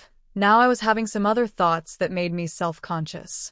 Give it a rest, Peter. I will be fine, and I don't think they will come back, ever. I think it would be definitely for the best if you went home to put some ice on your head, I said with the hopes that he would actually understand, but then he was just on full throttle. No way to stop him now. Later, if you could remember any of their faces, or maybe he could, it would be very helpful to tell the police about it. My hopes went up in smoke, and he actually suggested this to the stranger. Now he wanted him to go to the police. I turned to look at him once more. He was looking at Peter as if he stank or something. I already told you that I am not going to the police. I couldn't see them, and I cannot ask him to go either. My defense to the strange man came out naturally, no efforts there. It was odd. I mean, Peter doesn't seem to take a hint. The only thing missing was for me to actually tell him. Could you please go away so that I can be alone with this gorgeous, great-looking, extremely dangerous stranger who just saved my life? Yeah. If I only was half the coward I am for this type of things. I'm not going anywhere. The stranger said with a very calmed voice, not annoyed. It was just like letting out the facts. I don't imagine Peter arguing too much about it either. He continued. All my life, I've had issues with others telling me what to do, and I promise you, you will not be the first one to accomplish it. I think I have done enough already, which is more than what I could say about you, remember? While you were sleeping? Ouch! Peter didn't like it, but there was nothing he could do. He didn't know this guy, and once he was gone there probably would not be any way to find him again anyway. I kind of felt sad about that line of thoughts, so I tried to remove them from my head as fast as they had appeared. Then I told Peter, I am not going either, and that is final, trying to put an end to this. But, he said, and by now I was ready to find the plank he was attacked with. Please, drop it already. I am tired and scared. Besides, they couldn't hurt me, not that much anyway. He didn't let them hurt me. They actually took the beating of their lives, both physically and mentally. He just beat the living daylights out of them. It is true, Peter. You didn't see they got their collective asses kicked, I said, yet again trying to end this.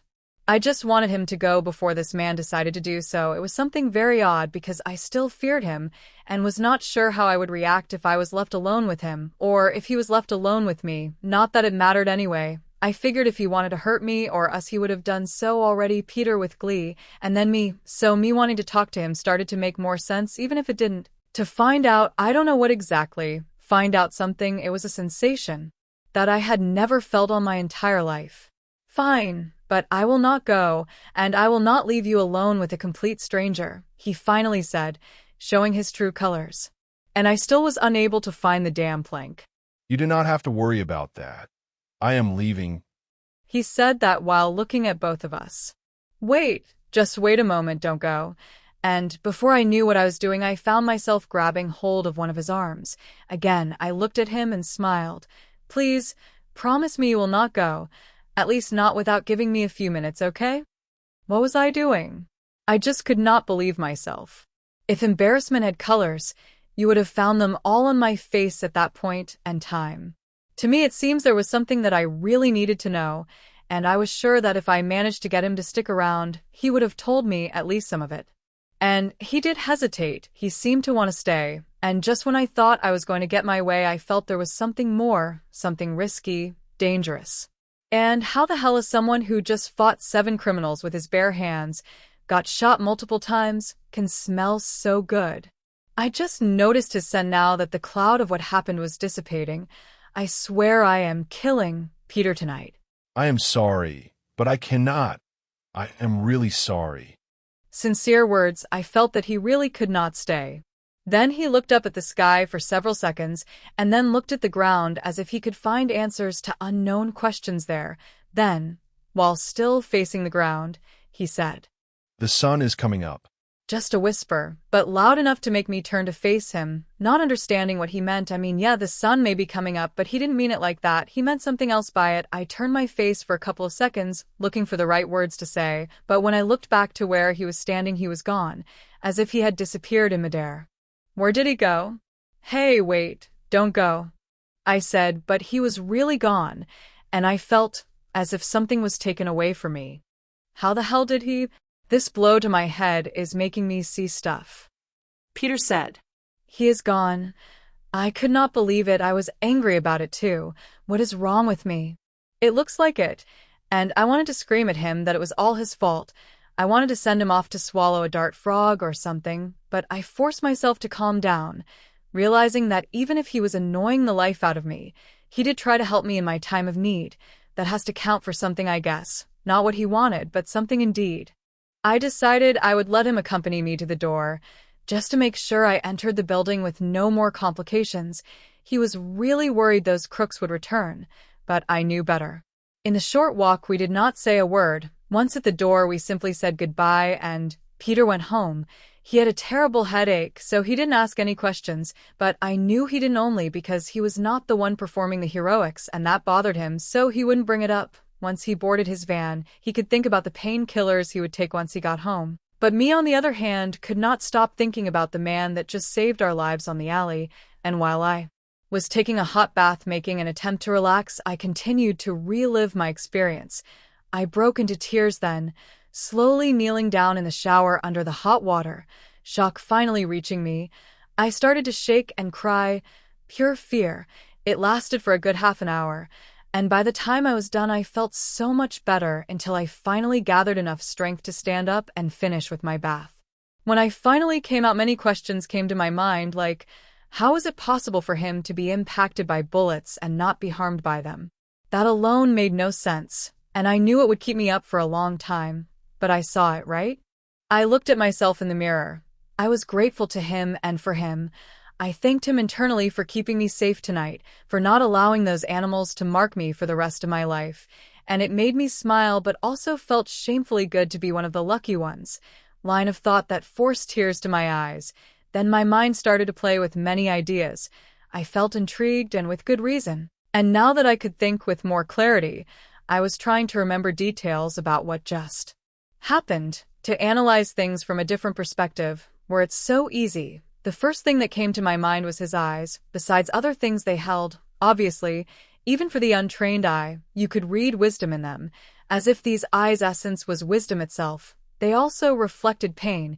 It was like looking into a soldier's eyes, a soldier that fought on too many wars and that was trapped forever in the horrors lived. Even though the war had been over for many years now, the color of his skin, the way in which he attacked those bastards, all these facts were crossing through my mind like beams of light from one way to the other. I could not sleep well that night, as you can imagine. I could only think about him, thinking if I would ever see him again. I desired to see him again. But I also realized how improbable that was, and realized that those lines of thought made me feel sad. I was standing again at the rooftop of her building, making sure she got to her apartment without any issues. At least, that is what I was telling to myself. I know for a fact there was nobody else there, anything that would represent a threat to her other than the potholes where she might sprain an ankle. I don't like that Peter character, but I'm glad he was there to keep her company while she entered her building, and like she was thinking, he did try to help her in her hour of need. So yes, that does count for something.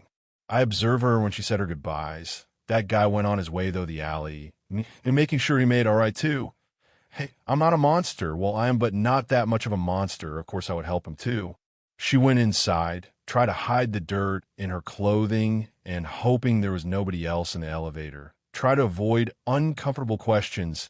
It was a good thing at that hour there was hardly anyone there other than the security guard at the entrance, who just said a very cordial good morning to her.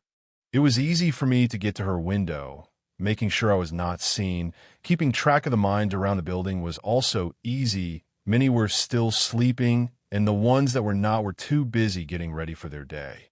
I saw her when she entered her apartment and went to her room, her mind a whirlwind of emotions while her face remained unreadable. So I moved to another window to be closer to her mind. Again, I said to myself, I don't need to be so close to read a person's mind. To me, is as if they were shouting once I focused to hear what they are thinking. I did, however, made sure I blocked this connection when she took her clothes off and looked at herself in the mirror, looking for injuries. Yes, I am from another time, a gentleman first and foremost. I just wanted to make sure she was all right. I heard the water from the shower. I could definitely tell the difference the sound the water makes while it was hitting the shower floor. And when it was touching her body, her thoughts were all over the place, like I said, and it made sense. What happened to her was not a little thing, or what almost happened. I said to myself, glad I was around to stop it.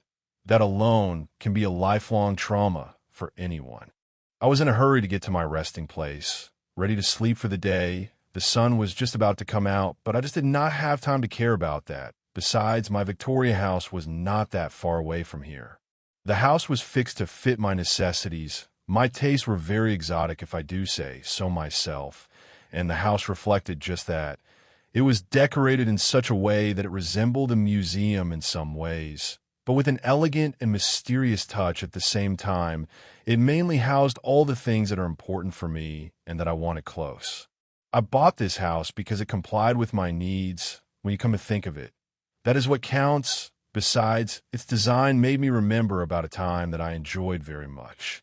Victorian houses, I just loved them. Susan said. It slipped her, so I guess I should make a pit stop to explain to her a little bit about that house before I continue. Yes, and not just the house, but the many different decorations inside. Tapestries dated from the 17th century, rugs from different times in history, representing different cultures, paintings. Every single item there had some meaning to him, or had been given to him by its original owner. Throughout history, he gathered many of these things from many different countries, like a piece of cloth used by the Asian nomads to transport their utensils and possessions and such. He also kept a very big record of factoids that followed some of these items. They also serve to keep your mind working when there is nothing else to do, or when you get tired of doing what you usually do. I learned that on many countries rugs were used by the people to pay taxes, and on many occasions, they were used as gifts to the empires. You could find works of art dated from the 11th century, like the Bayeux Tapestry. The theme was the Normandy invasion on England. He also had the hunt for the unicorn. Both artworks are believed to be only at museums, which is somewhat the truth, but he requested the creation of exact replicas of both of them, each one of them created practically at the same time than the originals, in secret, and by the same artists, making them just about the same age. In the past, he even has subtracted some of the works located on museums all over the world, exchanging them with his own replicas. It is a practice he adopted as an obsession, but he stopped doing it after managing to get quite a few of these masterpieces. As part of his collection, you could find several pieces made by Gobelin from France, but one of his favorites was Pablo Picasso, born on Malaga, Spain on October 25th of 1881. He died on April 8 on 1973. Even though he was not a very old artist, he was the more influencing and successful of the 20th century. That captivated me. Not only with his painting, but also sculpting, graphic arts, and ceramic. Among all these treasures, he also had a painting made by Michelangelo, a painting believed to be destroyed, but what really happened was that he gave it to him, just because he liked it so much, and he, meaning Michelangelo, was very fond of what he was. Then again, most humans are. Another of the works that adorned his strange residence was from the inventor, scientist, very well entitled as the genius of all genius, Leonardo da Vinci, born on April 15th of 1452, near the town named Vinci, not too far from Florence. He told me he established himself on that same town for some time, so that he could keep in contact with the genius. Many of the designs made by Leonardo were saved by him. Now they are a part of his collection. I learned that his kind sometimes tends to dwell on their memories because for most of them it is all they have. One of the periods I know he missed the most is the Renaissance, the period in European history from the 14th to the ends for the 16th century. This word, Renaissance, comes from the French word for rebirth, and referring itself originally to the rebirth of the ancient artistic values during that same period, especially in Italy. A period that had a very special meaning to him, and after what has been described, it would be easy for you to understand that art was a very important part of his life. Finding himself surrounded by all these made him feel good, many things from which to choose from to satisfy his insatiable hunger for this works of art. Apart from that, his collections also had portraits, strange objects, and other things that qualified as even stranger still. In many cases, the object itself was not the weird part. The strange thing was to find something like that so close to someone like him. One good example would be a Bible. It had that word on its cover, but in Greek, which means books. He had the first edition of that line, an edition dated from over than 500 years. I know it represented a very important thing. For him, he considered it to be the most important of all of his possessions because of what it represents. It seems that opposites do attract. It all kept his mind busy when he needed it after the years become so many for you to keep counting them. There was a very nice table made out of centenary mahogany, with its corresponding chairs on his studio, adorned by some books. Between these books was the Bible I told you about. It had to be restored several times in order to preserve it from the damages caused by the weight of the years it had. Its old pages could, however, be read without any problem. He keep it inside a special container that keep humidity and air out. In order to read it, you had to stick your hands into special gloves. Attached to the crate, a dagger forged out of gold with diamonds and rubies encrusted in it sat on the table as well. It was not as ancient as the other objects. It used to belong to an old feudal lord from Spain, but his interest wasn't on how old this thing was.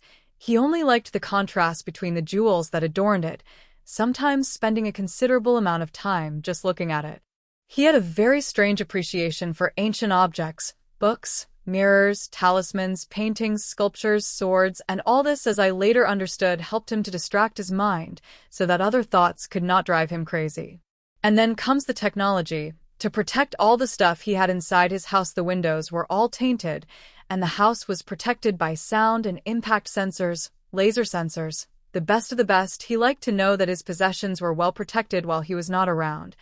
All these things had a lot value to him, sentimental value, that is. Too bad all this security only kept out some of the natural threads, because, as you will later see, they are not designed to keep out other and more dangerous things.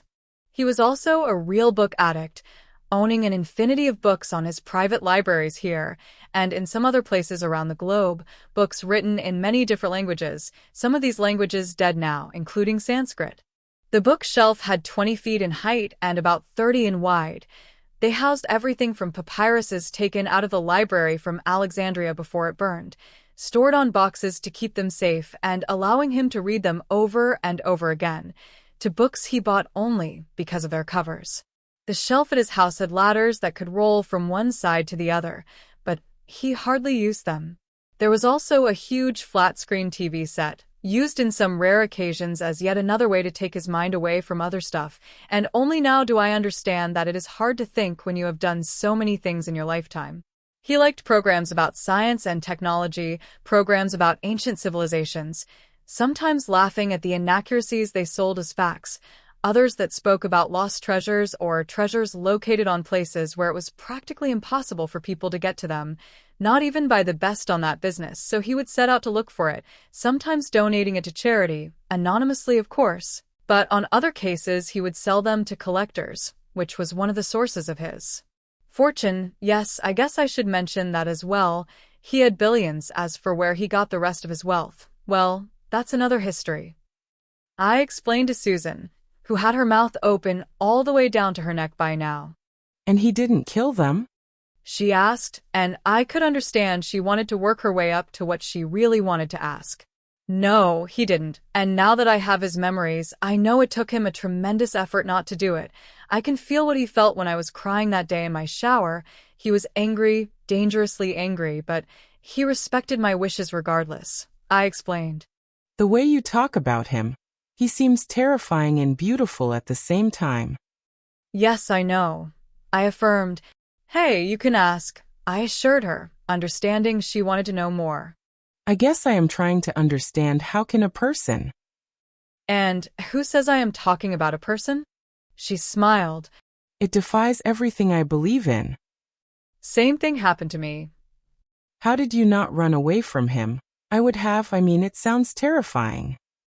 You can run, but only if they allow you to run, if that was their intention, which is not the case in most cases. How can I explain this? It is as if they can project, or we can sense this is dangerous, then fear comes easy, and in their presence it increases, but in what I want to call their good side, you are still conscious of what they can do. It is a constant rush of adrenaline. You know they are unquestionably dangerous, the most dangerous creatures walking the earth, arguably, but you also know you are protected, and that you will not be hurt, you are safe, I said and continued. It is something inside them, part of their nature, something they don't do on purpose either, one of their predatory traits, one of many. It pulls you in, gently at first, then strongly. It is intoxicating, exciting, overwhelming, deep, and I miss it dearly, I said to myself. Susan was pondering what I was telling her, and I could see she sort of understood why I wanted to see him again back then. She moved on to another question. So you can read minds, and he is not a person? No, and yet they are the better kind of people you can hope to find in your life. They are forces of nature. She asked, surprised. And several minutes later, I was finally at this place I called home. And as soon as I got home, I took off my coat and the shirt. I made a fist with it while I sat on a black leather sofa. The sofa was right beside the fireplace. I found myself contemplating the fire for several seconds, then looked at the blood-stained shirt and casted it into the fire, who ate the cloth as if grateful for receiving a very good treat. It consumed it very quickly. The shirt was followed very closely by the coat. Several seconds later, I love that sofa. It must have traveled more than many people since I acquired it. It was my favorite. I just loved the way the leather felt when I touched it, either with my hands or when it made contact with my skin. On occasions, I would just contemplate the reflection of the fire on the black leather. To me, it was visually attractive, so I just looked at it. Yeah, I know that is also very weird, but what is not to something like myself? The fire gave the place a little red-like color and made the temperature to be very comfortable. A sensation of tranquility arrived to my mind, and I embraced it without hesitation, allowing the heat from the fire to take control over my mind until, very slowly, and once at ease, I felt like playing the piano. I went to the music room just a few steps from my couch, and once there I sat trying to decide what to play, and there was the perfect melody for the moment, The Promise by Michael Nyman, and as my fingers started to run over the piano's keys, I could still feel the sensation from the heat produced by the chimney while it ran on my skin, my arms, my hands, my face, and while I played, the memory of that woman on the alley came back to life in my mind. Stronger now, because of the music also making my mind shift between thoughts. I thought about the sensation fire provided to us. It was one of the only sources of heat associated with light we could still enjoy, so I made the best out of it.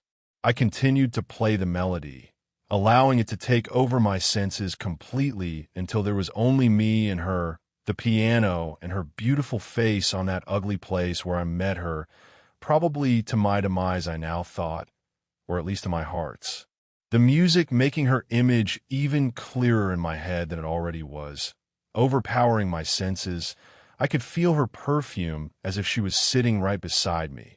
But there was no use for me to dwell on these thoughts. Was it? A creature so wonderful, so perfect like she is would not want to have nothing to do with something like me. Not if she finds out what I am, what I've done in my time on this world, what I continue to do. So, no need to torture myself with these thoughts. While I played, I thought of how music was also part of my passions. I could play the violin, as well as the piano, the guitar, and several other instruments I had, some here, some elsewhere. I had purchased 4 violins, very old ones too. 2 of these were Stradivarius. I also had a violoncello, but without any doubt whatsoever my favorite instrument was the violin. Not only because it is the most used from the family of instruments in the modern era, and the one capable of producing more sound from this group as well, but because it also is the most sublime, kind of like her. Once I finished playing, I went back to the chimney looking forward to the feeling produced by the heat on my skin, but with only one image dominating my mind once more, and that woman had cast a spell on me. It seemed she had awoken feelings in me that I thought were dead, but the circumstances were not suitable, I guessed, even if I did save her. I grabbed the remote for the music system, hitting the random playback option, and immediately I started to laugh at the song that played. Out of almost 25,000 songs, it was kind of ironic and sarcastic, really. Be Still My Beating Heart by Sting, one of my favorite artists, I may add, and the lyrics, so right on target. I think it is odd how some songs match your state of mind sometimes. Yeah, I said mind. For I do not think the alternative word, soul, is suitable for me. Why did I not make her forget what happened? She saw almost everything, my unnatural features and abilities. But even with all of that, I was not able to bring myself to make her forget. I dared not to touch her mind. It has been so many years since I felt anything similar to what is starting to grow in me. These mortal feelings dash, I thought. Then other things started to come afloat, somehow making a connection between what I have just lived moments ago and what I had lived so many years back, slowly, but with precision. Every single thought came to take place inside my head. It is one of the good and bad things about being what I am. Memories for us are very different than the humans. these memories are. So clear, so vivid that for me to remember is just like to relive what happened regardless of how much time had passed since I lived it. And as if it was happening again right at this exact moment. Yes, I think that just about explains it. It is just like having to relive things one more time, no matter if it's happiness, sorrow, rage, love, hatred, or pain. But I stopped on my thoughts. I was tired. Several days had passed since I was able to get a good day's sleep, and this was something that, even for a creature with the physical constitution I have, was not good. I needed a rest. So I decided to give it a try, and while I allowed my head to touch the sofa, I also closed my eyes, and only a couple of seconds after trying to relax my head became full memories, very old memories, the great resemblance that existed between what I started to feel for the woman on the alley and someone I knew a long time ago. Regression.